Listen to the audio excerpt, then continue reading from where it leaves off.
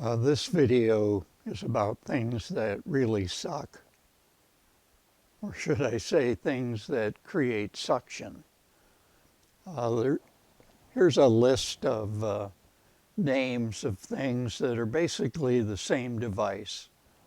They all use kinetic energy of a fluid to cause a suction and therefore move another fluid stream.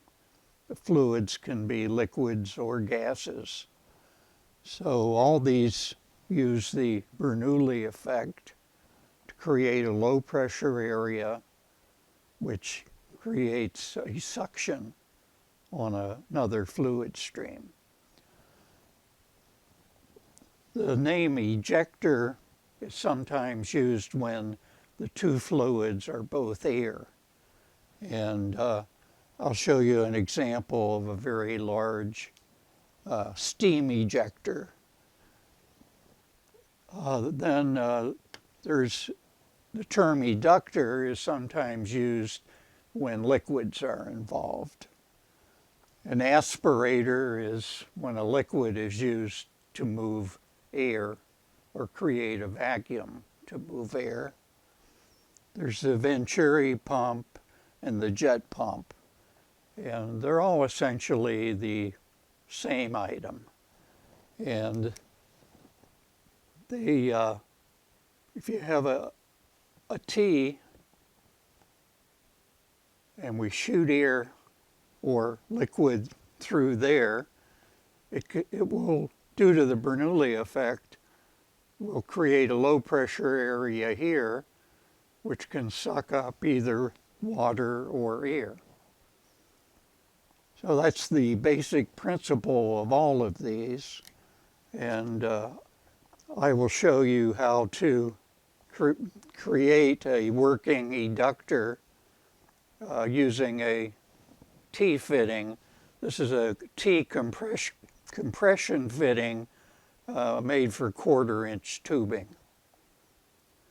Now, I made a eductor like that for use on my foam generator for generating foam to make aircrete.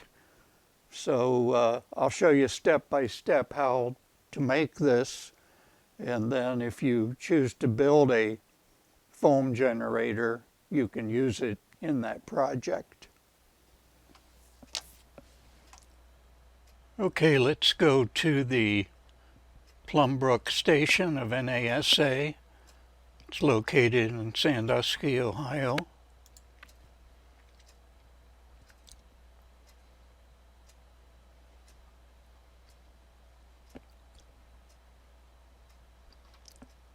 And right here is the world's largest vacuum chamber contained in this domed building here.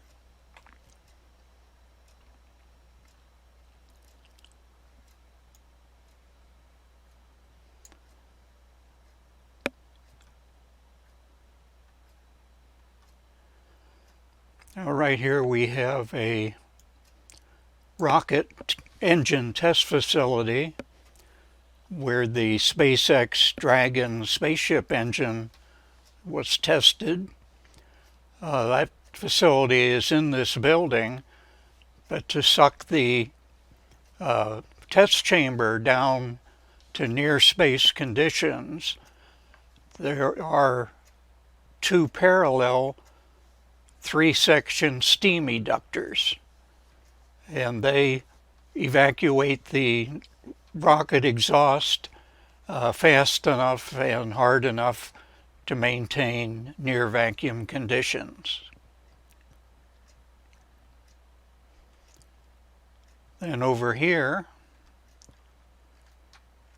we have a hypersonic wind tunnel which also uses a steam eductor, or I should say ejector.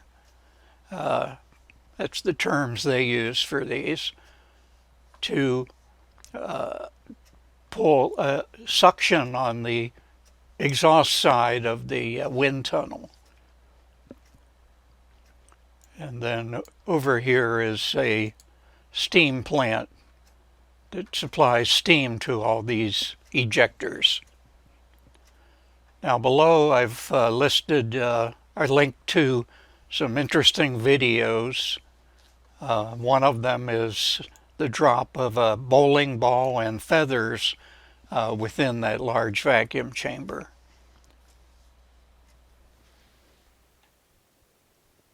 Well, that was a quick tour of a truly awesome facility where we have steam ejectors that cover acres of area and can suck some huge quantities of air and create near space conditions. Truly amazing. So be sure and look at some of the videos linked below. They are truly different. So next, we'll show you how to make your own little eductor for something like the foam generator for making aircrete. Here's the compression fitting that we need to make the eductor. And there's the price.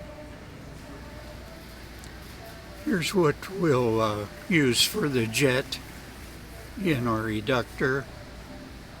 It's $3.29 for 5 feet.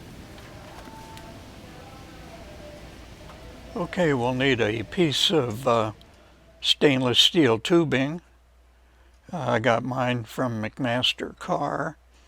And what we want is 1/8 inch OD with an 0.35 wall, which then gives us an inside diameter of 55 thousandths of an inch. And there's the part number. And we only need 1 inch, so you can get 1 foot for $5.78. So that would allow you to make several trials till you get it right.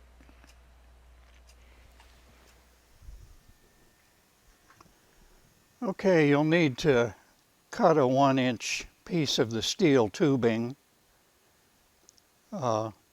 sand the ends, get all burrs off of them, make sure the hole's open the whole way through. You could run a wire of some kind or a needle or a pin through to make sure everything is open. And then partially insert the tubing, the metal tubing into the plastic tubing. If you put it the whole way in, it will not fit into the nut. Now this T-fitting comes with 3 of these nuts on it.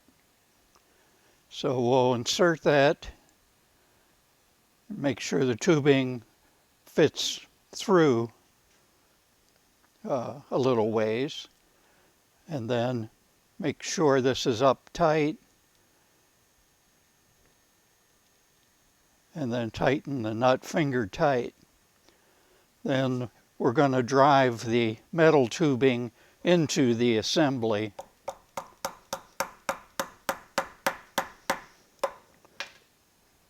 And the next thing we're going to do is test this. If it works out okay, then I will tighten this with a wrench about 1/4 of a turn to more firmly hold this jet in place.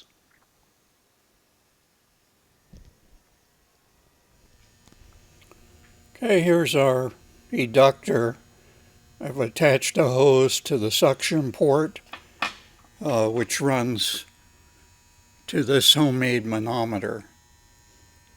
And the scale there beside it is inches, so we'll be able to see the pressure or the suction in inches of water column.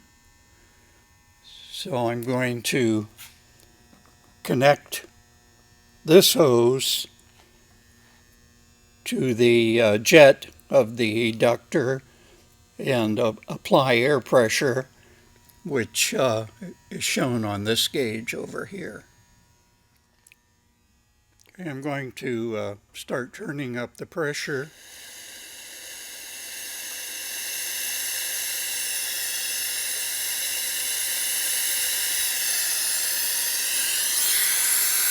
Okay, there's 10 psi.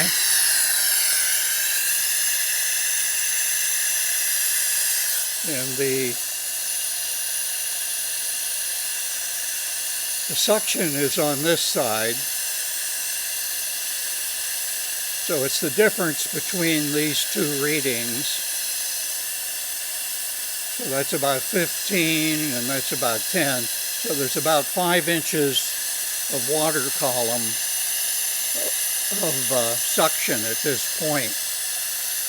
Now about 1 psi is roughly 27 inches of water column. So I'm going to take the pressure up some more.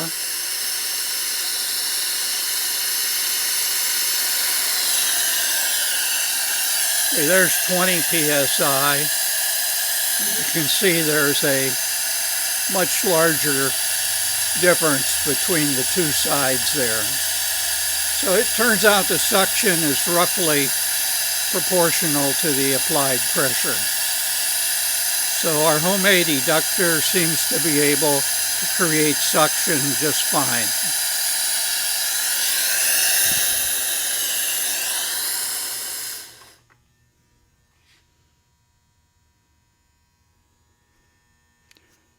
So now we can tighten our nut a quarter turn, and the homemade eductor is done and ready to use.